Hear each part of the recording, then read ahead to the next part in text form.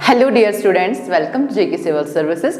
हम आपको आज पढ़ाने जा रहे हैं पोस्ट नेटल पीरियड, या जिसको हम बोलते हैं पेरिप्यूरम पीरियड, या हम ये भी बोल सकते हैं पोस्ट नेटल पीरियड में कौन सा केयर देते हैं। ठीक है, चलो हम स्टार्ट करेंगे।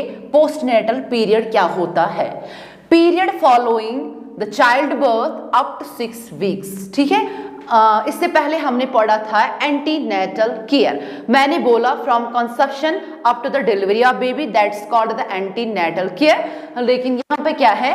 Post natal care. Post natal care means जब बेबी का बर्थ होता है वहां से लेके 6 वीक्स तक या 42 डेज तक, उनको हम बोलते हैं पोस्ट नेटल पीरियड या पोस्ट नेटल। फिर उसमें जो केयर देते हैं उसको बोलते हैं पोस्ट नेटल केयर, या उसको हम बोलते हैं पेरिप्यूरम पीरियड। ठीक है, उसमें क्या हो जाते हैं? इस वाले पीरियड में क्या होता है?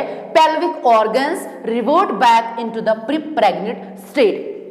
ठीक है, उसका मतलब है जब एक मदर जो प्रेग्नेंट स्टेट, प्रेगनेंसी से पहले स्टेट में होते हैं, तो उससे जो ऑर्गन्स होते हैं वो फिर बैक हो जाते हैं प्री प्रेग्नेंट स्टेट में। ठीक है, मैंने क्या बोला?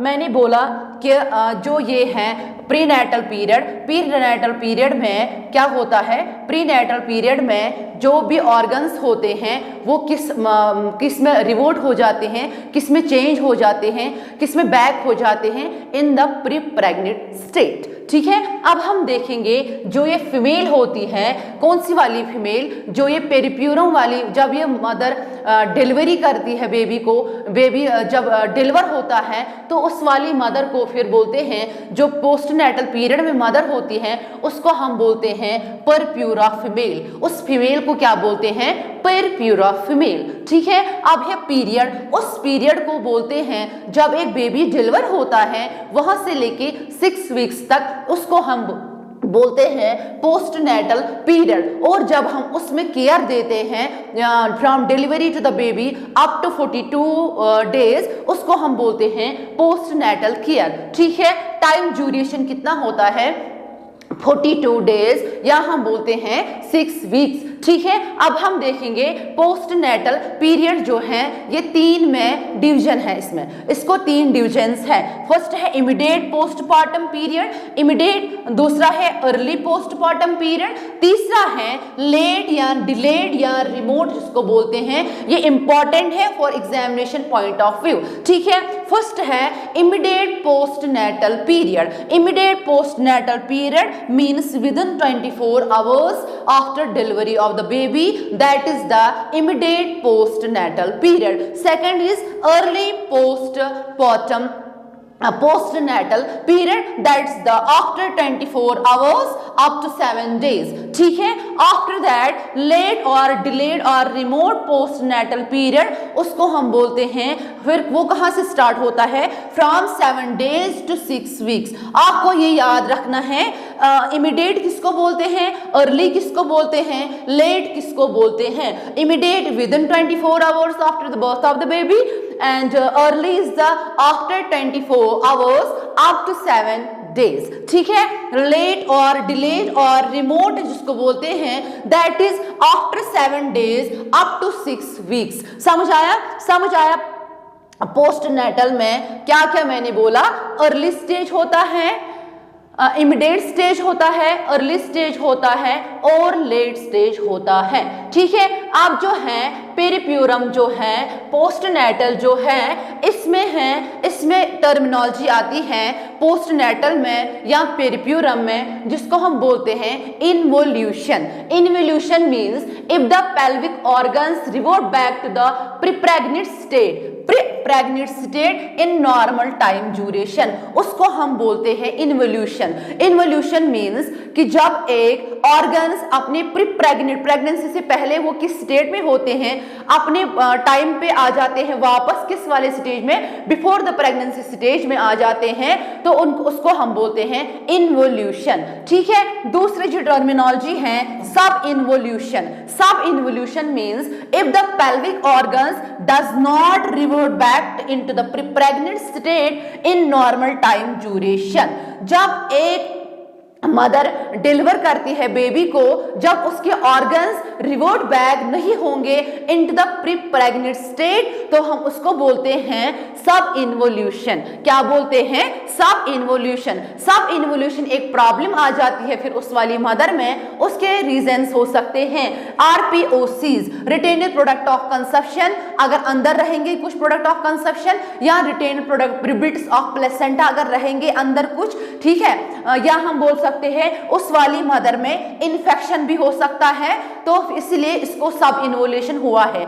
इसलिए इसके ऑर्गन्स क्या हुए हैं? इसलिए इसके organs revert back into the original place नहीं हुए हैं। अब हम देखेंगे physiological changes during post natal period. अब हम देखेंगे कौन कौन से चेंजेस आ जाते हैं, कौन कौन से चेंजेस आ जाती हैं जब एक मदर डिलीवर करती है बेबी को, उसके बाद क्या क्या चेंजेस आती है। First one we will see in the uterus. Uterus में कौन से चेंजेस आते हैं? First one that is uterus. Measurement of uterus after delivery. जब डिलीवरी होती है उसके बाद ही यूट्रस का साइज क्या होता है? 20 × 12 × 7.5 सेंटीमीटर। ये इंपॉर्टेंट है for examination point of view, ठीक है। आफ्टर डिलीवरी यूट्रस का साइज क्या होता है? 20 × 12 × 7.5 सेंटीमीटर, ठीक है। Second one that is weight of the uterus क्या है? No change in the weight of uterus.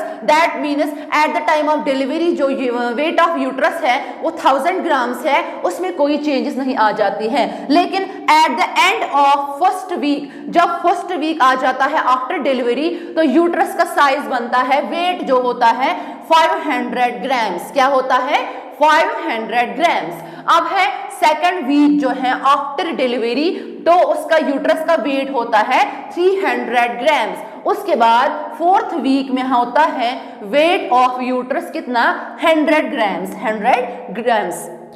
उसके बाद है सिक्स्थ वीक पे क्या होता है? यूट्रस का weight that is 80 grams. In short मैं इतना बोलूंगी कि उसका जो प्री प्रेग्नेंट स्टेट का जो वेट होता है वो होता है 60 ग्राम्स। लेकिन after delivery of the baby उसके बाद वो प्री प्रेग्नेंट स्टेट मतलब 60 ग्राम तक नहीं रहता है वेट उसका, उसको अब ±10-20 ग्राम्स होता है। दैट मीन्स वो फिर लास्ट में 80 ग्राम्स रहता है। क्या रहता है? वेट ऑफ यूट्रस, ठीक है। मैंने क्या बोला? वेट ऑफ यूट्रस क्या होता है? 6th, 4th और 2nd में। अब हम देखेंगे यूट्रस जो है, यूट्रस कब बनता है? Abdominal organ just after delivery. For example यहां तक यूट्रस रहता है eight the time of delivery. जब डिलीवरी होती है तो वो एब्डोमिनल ऑर्गन बनता है। क्या बनता है? एब्डोमिनल ऑर्गन, ठीक है। फंडस जो है वो 13 सेंटीमीटर, जो फंडस पार्ट है यूट्रस का वो 13 सेंटीमीटर बन जाता है अबोव द सिम्फाइसिस प्यूबिस। कहां पे है? सिम्फाइसिस प्यूबिस से अबोव कितना रहता है फंडस पार्ट? 13 सेंटीमीटर। कितना? 13 सेंटीमीटर, ठीक है। अब है rate of decrement of fundal height. जो फंडल हाइट वो कितनी डिक्रीज होती है? कितनी होती है डिक्रीज? 1.25 centimetre per day. जो यूट्रस है वो नीचे और आ रहा है पर डे, उसका रेट ऑफ डिसेंड है या जिसको हम रेट ऑफ डेक्रीमेंट बोलते हैं वो कितना है? वो है 1.25 सेंटीमीटर पर डे। समझ आया? उसके बाद है uterus become the pelvic organ. वो कब बन जाता है? यूट्रस कब बन जाता है पेल्विक ऑर्गन? कब? 2 वीक्स पे या 14 डेज पे आफ्टर डिलीवरी। कब बनता है ये पेल्विक ऑर्गन? ये आपको याद रखना है, यही आपको एग्जाम में आता है, ठीक है। 2 वीक्स या 14 डेज पे आता है क्या? Uterus become the pelvic organ after 2 weeks, और जिसको हम बोलते हैं 14 डेज आफ्टर डिलीवरी, ठीक है। अब हम देखेंगे, अब हमने यूट्रस पढ़ा, ठीक है। अब हम देखेंगे एंडोमेट्रियम। एंडोमेट्रियम जो है उसके 2 लेयर्स हैं। एंडोमेट्रियम के कितने लेयर्स है? 2 लेयर्स है। एंडोमेट्रियम के 2 लेयर्स है, सुपरफिशियल लेयर्स सुपरफिशियल लेयर और डीप लेयर। क्या क्या लेयर है एंडोमेट्रियम के? सुपरफिशियल लेयर और डीप लेयर। गेटिंग? अब है सुपरफिशियल लेयर। जो सुपरफिशियल लेयर है उसी को शट ऑफ हो जाता है आफ्टर डिलीवरी। वो क्या हो जाता है? जो सुपरफिशियल लेयर होती है एंडोमेट्रियम की वो शट ऑफ हो जाती है after delivery as a lock या फिर होता है। जो डिलीवरी के बाद जो एंडोमेट्रियम एंडोसर्वाइकल डिस्चार्ज होता है उसी को हम बोलते हैं लॉकिया। क्या बोलते हैं? लॉकिया। ये हम डिस्कस करेंगे आफ्टर ये उसके बाद, ठीक है। अब है डीप लेयर। उसके दो लेयर्स मैंने बोले, सुपरफिशियल लेयर और डीप लेयर। जो डीप लेयर होती है उस वहां से ही रिजनरेट होता है एंडोमेट्रियम। जो एंडोमेट्रियम, ठीक है, शट ऑफ हुआ है तो अब उसको रिजनरेट होना है ना, तो वो कहां से रिजनरेट होता है? डीप लेयर से। कहां से? डीप लेयर से। Whole endometrium get restored by 16th day, ठीक है। 16 डे, जब डिलीवरी के बाद 16 डेज होते हैं, 16th डे तक फिर regeneration, complete regeneration of endometrium होती है, except placental site. Except placental site. Placental, जहां प्लेसेंटा इम्प्लांट होते हैं यूट्रस के साथ, एंडोमेट्रियम के साथ, ठीक है। यहाँ जो सारा यूट्रस है वो कब, कितने दिन लगते हैं? 16 डेज लगते हैं उसको रेस्टोर होने में, रिजनरेट होने में। लेकिन एक्सेप्ट दिस प्लेसेंटल साइट, उसको कितने डेज लगते हैं रेस्टोर होने में? 6 वीक्स। कितने लगते हैं? 6 वीक्स लगते हैं प्लेसेंटल साइट को रेस्टोर होने में, ठीक है। बाकी जो है वो 16 डेज लगते हैं रेस्टोर होने में, ठीक है।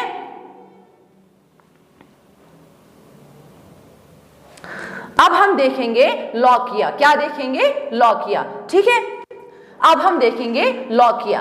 लॉकिया क्या होता है? मैंने बोला आफ्टर डिलीवरी जो एंडोसर्वाइकल ये क्या मैंने बोला डिस्चार्ज होता है उसी को बोलते हैं लॉकिया। क्या बोलते हैं? लॉकिया। लॉकिया इन द सेंस एंडोसर्वाइकल डिस्चार्ज जो होता है आफ्टर डिलीवरी उसी को बोलते हैं लॉकिया। क्या बोलते हैं? लॉकिया। लॉकिया जो है उसको टाइम ड्यूरेशन होता है 15 डेज। जो डिलीवरी के बाद 15 डेज डिस्चार्ज होता है हमारे वेजाइना से उसको हम बोलते हैं लॉकिया। क्या बोलते हैं? लॉकिया। ये इंपॉर्टेंट है, ये इंपॉर्टेंट है for examination point of view. इसको अच्छे से पढ़ना, ठीक है, क्योंकि इसमें से एमसीक्यूज आते ही आते हैं, ठीक है। अब है लॉकिया टाइप्स। लॉकिया के टाइप्स है, आप निमोनिक याद रखना, road side accident, RSA, road side accident ज्यादा होते हैं, आप निमोनिक याद रखना RSA। R means lochia rubra, S means lochia serosa, A means lochia alba. आपको याद रखना है lochia serosa, lochia rubra, lochia serosa, lochia alba, ठीक है। ये आपको याद रखना है सीक्वेंस में।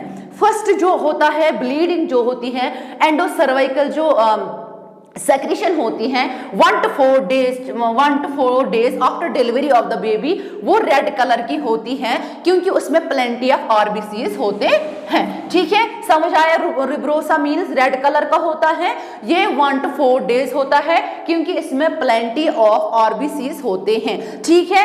Second is lochia serosa. क्या है? लोकिया सिरहोसा। लोकिया सिरहोसा जो है वो कब होता है? From 5 to 9 days. क्या है? From 5 to 9 days. वो उसका कलर है येलो कलर। क्या कलर होता है? Yellow colour. कब होता है secrete? 5 to 9 days after delivery of the baby, क्योंकि उसमें प्लेंटी ऑफ WBCs होते हैं इसलिए येलो कलर होता है। अब जो लास्ट वन है लोकिया अल्बा। अल्बा जो है वो 10 to 14 डेज पे डिस्चार्ज होता है, उसका कलर व्हाइट होता है। क्या कलर होता है? व्हाइट कलर होता है क्योंकि उसमें एंडोमेट्रियल सेल्स होते हैं। क्या होते हैं? सेल्स होते हैं। ये इंपॉर्टेंट है, ये बोलते हैं रुब्रा क्या होता है, सिरोसा क्या होता है, अल्बा क्या होता है। 1 to 4 days, 5 to 9 days, 10 to 14 days. याद रखना है RYW, यहाँ पे रखना है याद RYW means red, yellow and white. और ये भी याद रखना है plenty of RBCs, plenty of WBCs, और क्या रखोगे आप याद? इसमें एंडोमेट्रियल सेल्स होते हैं, ठीक है, एंडोमेट्रियल सेल्स। अब मैंने क्या बोला, मैंने बोला एंडोमेट्रियल सेल्स किसमें होते हैं, अल्बा में। अब हम देखेंगे amount of lochia at the end of first week. अब हम देखेंगे फर्स्ट वीक में अमाउंट कितना होता है, 250 ml, ठीक है। जो at the end of second week वो कितना होता है, 100 ml। टोटल कितने हुए, 350 ml। ये भी एमसीक्यू आता है किसी भी एग्जाम में। फर्स्ट वीक में 250, फिर सेकंड वीक में 100। टोटल अगर पूछेंगे तो टोटल लोकिया का अमाउंट कितना है, दैट इज 350 ml, ठीक है। यहां से एमसीक्यूज बनते हैं। अब देखोगे वहां पे आएगा ऑर्डर क्या होता है, किसका ऑर्डर, लोकिया का ऑर्डर क्या होता है, लोकिया का ऑर्डर फ्लैशी स्मेल होती है और पीएच उसका अल्कलीन होता है। Amount of lochia discharge is checked by saturation of perineal pad. देखो बेटा अब क्या करना है, अब हमने पढ़ा जो 15 डेज का एंडो सर्वाइकल डिस्चार्ज होता है from the delivery of the baby, उसको हम लोकिया बोलते हैं। उसके बाद हमने पढ़ा लोकिया का टाइप्स है रुब्रा, सिरहोसा, अल्बा। हम 1 to 4, 5 to 9, 10 to 14 डेज, ठीक है। RYW red, yellow and white, ठीक है। प्लेंटी ऑफ आरबीसीज फिर पढ़ा, उसके बाद प्लेंटी ऑफ डब्ल्यूबीसीज, फिर है एंडोमेट्रियल। फिर फर्स्ट वीक में 250, सेकंड वीक में 100, टोटल 350। अब हम देखेंगे लोकिया का जो हम देखेंगे डिस्चार्ज अमाउंट कितना हुआ डिस्चार्ज, उसको हम बोलते हैं सैचुरेशन इन द पैड, ठीक है। पैड जो है वो कितना फिलअप हुआ है उसको हम बोलते हैं क्या, अमाउंट ऑफ लोकिया कितना डिस्चार्ज हुआ है, ठीक है। जब लोकिया का डिस्चार्ज ज्यादा होगा तो वो दैट इंडिकेट्स एनी एबनॉर्मलिटी, ठीक है। अब हम देखेंगे सिकेंटी डिस्चार्ज। सिकेंटी मीन्स बहुत ही कम डिस्चार्ज अगर होगा, बहुत ही कम, इतना ही पैड अगर फिलअप होगा, अगर डिस्चार्ज अगर सैचुरेशन ऑफ द पैड अगर होगा लेस देन 2.5 सेंटीमीटर, तो 1 आवर में अगर पैड जो है वो मतलब वो कितना हुआ है, मतलब ये पैड की जो सैचुरेशन कितनी हुई है लेस देन 2.5 सेंटीमीटर 1 आवर में, तो उसको हम बोलते हैं सिकेंटी डिस्चार्ज, ज्यादा डिस्चार्ज नहीं हो रहा है। अगर लाइट या माइल्ड डिस्चार्ज बोलेंगे तो उस टाइम सैचुरेशन ऑफ पैड कितनी होगी, 2.5 to 10 सेंटीमीटर 1 आवर में, ठीक है। अगर हम मॉडरेट देखेंगे, moderate saturation, moderate in the sense moderate इसको डिस्चार्ज हुआ है, दैट मीन्स उसको 10 to 15 centimetre saturation of pad है, ठीक है। कितने में, 1 आवर में, ठीक है। उसके बाद हम देखेंगे सीवियर लोकिया, अगर हम देखेंगे सीवियर डिस्चार्ज, अगर हम देखेंगे severe in the sense greater than 15 centimetre अगर सैचुरेशन ऑफ पैड की होगी, अगर सैचुरेशन ऑफ पैड की क्या होगी ग्रेटर देन 15 सेंटीमीटर, तो हम उसको कितने आवर में, 1 आवर में, तो हम उसको बोलेंगे सीवियर डिस्चार्ज। अब है हैवी डिस्चार्ज, यहां से भी क्वेश्चंस आते हैं, इंपॉर्टेंट फॉर एग्जामिनेशन, ठीक है, एग्जामिनेशन पॉइंट ऑफ व्यू के लिए इंपॉर्टेंट है। अब है हैवी, हैवी डिस्चार्ज किसको बोलेंगे, यहां पे भी है greater than 15 centimetre, greater than 15 centimetre saturation of pad है, लेकिन टाइम ड्यूरेशन डिफरेंट है, that is with in 15 minutes में ही कितना हुआ है saturate pad, that is greater than 15 centimetre. समझ आई डिफरेंस क्या है, सिकेंटी में है लेस देन 2.5 सेंटीमीटर, लाइट और माइल्ड में है 2.5 सेंटीमीटर टू 10 सेंटीमीटर, मॉडरेट में है 10 to 15 सेंटीमीटर, सीवियर में है ग्रेटर देन 15 सेंटीमीटर, हैवी में है greater than 15 centimetre. One thing is different from each other, that is time duration here, that is in 15 minutes अगर जो सैचुरेशन ऑफ पैड जो है वो कितना होगा ग्रेटर देन 15 सेंटीमीटर, तो हम उसको बोलेंगे, हम क्या बोलेंगे, इसको हैवी डिस्चार्ज है। क्या बोलेंगे, इसको हैवी डिस्चार्ज है। अब है लास्ट है जो पोस्टनेटल असेसमेंट हम करते हैं, लास्ट में हम देखते हैं पोस्टनेटल असेसमेंट। जब हमने यूट्रस का भी देखा, एंडोमेट्रियम का भी देखा, लोकिया का भी देखा, ठीक है, उसके बाद हम पोस्टनेटल असेसमेंट में एक निमोनिक याद रखना है, हमें क्या रखना है याद, बबली ही, क्या रखना है याद, बबली ही। बबली ही का मतलब है आप ये याद रखो निमोनिक, क्या रखोगे याद, निमोनिक, ये रखो आप याद निमोनिक, बबली ही B means breast, U means uterus, B means bowel, B means bladder, L means lochia, E means episiotomy, H means Homan sign, E means emotions। देखो बेटा आपको याद रखना है पोस्टनेटल असेसमेंट जब हम करते हैं, postnatal assessment, postnatal care, postnatal period में, पेरीप्यूरम पीरियड में जो हमने अब आज तक पढ़ा, अभी तक पढ़ा, अब उसके बाद हम इसमें करते हैं पोस्टनेटल असेसमेंट। आपको याद रखना है BUBBLE, बबल ही। क्या रखना है यार? बबल ही याद रखना है। इसका मतलब है ब्रेस्ट, हमें मदर का ब्रेस्ट चेक करना है। क्यों करना है ब्रेस्ट चेक? कि उसको निपल एबनॉर्मलिटी मत है। क्या निपल एबनॉर्मलिटी? निपल इन्वर्टेड मत है, निपल में क्रैक मत है, निपल डिस्चार्ज मत हो रहा है, ठीक है, तो हो गया निपल, ब्रेस्ट को चेक करना है। अब है यूट्रस, यूट्रस को क्या करना है चेक? वो डिसेंड हो रहा कि नहीं। हमने क्या बोला? रेट ऑफ डिसेंड क्या है? 1.2 centimetre per day. Descend descend descend descend descend हो रहा है, ठीक है।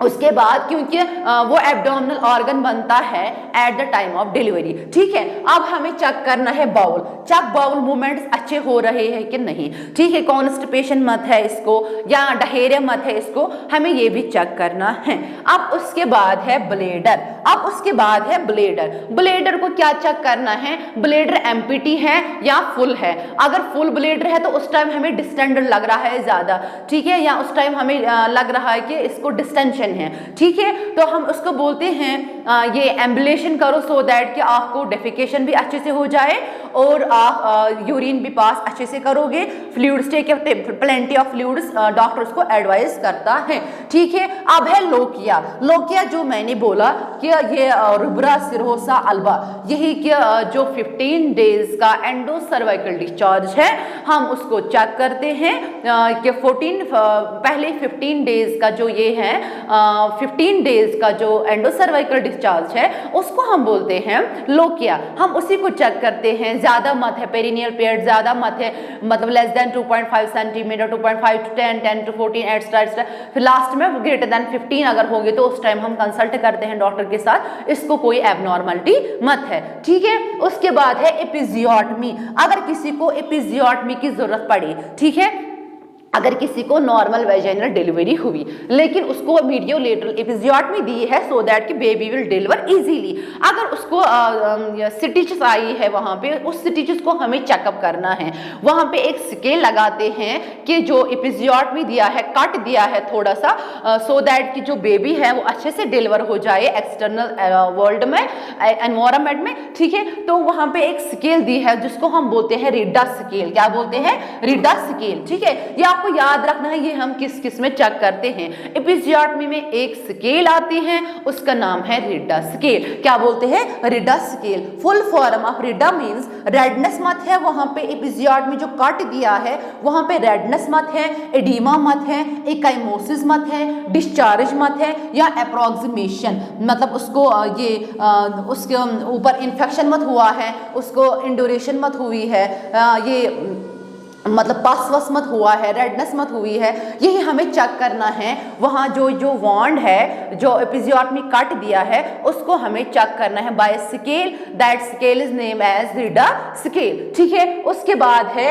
होमैन साइन देखना है। क्या देखना है? होमैन साइन। होमैन साइन मीन्स हम मदर को बोलते हैं आप लेग को एक्सटेंड करो, ठीक है। जब उसने एक्सटेंड किया तो हम उसको जो फुट है वहां पे हम हाथ डालते हैं, हम बोलते हैं उसको आप ये ऐसे फ्लेक्स करो। अगर उसको कॉफ मसल में लगे प्रॉब्लम, अगर उसको कॉफ मसल में पेन फील हुई, then we diagnose that mother is suffering from DVT, deep vein thrombosis. क्या है? क्या हम बोलेंगे कि that mother is suffering from deep vein thrombosis. क्या है फिर उसको? डीप वेन थ्रोम्बोसिस, ठीक है। उसके बाद last one that is emotions. फिर लास्ट में जब हमने ये सारा असेसमेंट किया, बबल ही का असेसमेंट हमने किया, अब हम लास्ट में कहां पहुंचे? इमोशंस पे। अब हमें इसको साइकोलॉजिकल सपोर्ट देना है, ठीक है, क्योंकि उसने न्यूली डिलीवर किया है बेबी को, ठीक है। हम बोलेंगे उसको आपने बेबी किया है डिलीवर, उस टाइम मदर को बहुत ज्यादा साइकोलॉजिकल सपोर्ट की जरूरत है। हम उसको क्या सपोर्ट करते हैं, ठीक है। हम बोलते हैं इसको सपोर्ट करो, साइकोलॉजिकल सपोर्ट देते हैं, बेबी को फीड करो, ब्रेस्ट फीड करो, ऐसे करो। हम उसको असेसमेंट मतलब हम उसको ये साइकोलॉजिकल सपोर्ट प्रोवाइड करते हैं, ठीक है। उसके बाद हम क्या करते हैं, लास्ट में क्या करते हैं, जब हमें उसको इमोशनली सपोर्ट किया, साइकोलॉजिकल सपोर्ट किया, उसके बाद फिर हम क्या करते हैं, उसके बाद फिर उसको जो भी उसको असेसमेंट करना होता है, जब हमने सारा असेसमेंट करते हैं, फिर लास्ट में इमोशंस का सपोर्ट करते हैं, ठीक है। जब हमने इमोशंस का सपोर्ट किया, साइकोलॉजिकल सपोर्ट किया, क्योंकि मदर उस टाइम थोड़ा सा डिस्ट्रेस होती है, फिर हम उसको साइकोलॉजिकल सपोर्ट देते हैं, कोप अप करते हैं। अगर वो थोड़ी डिवेट होगी तो हम उसको सपोर्ट करते हैं। Thank you so much.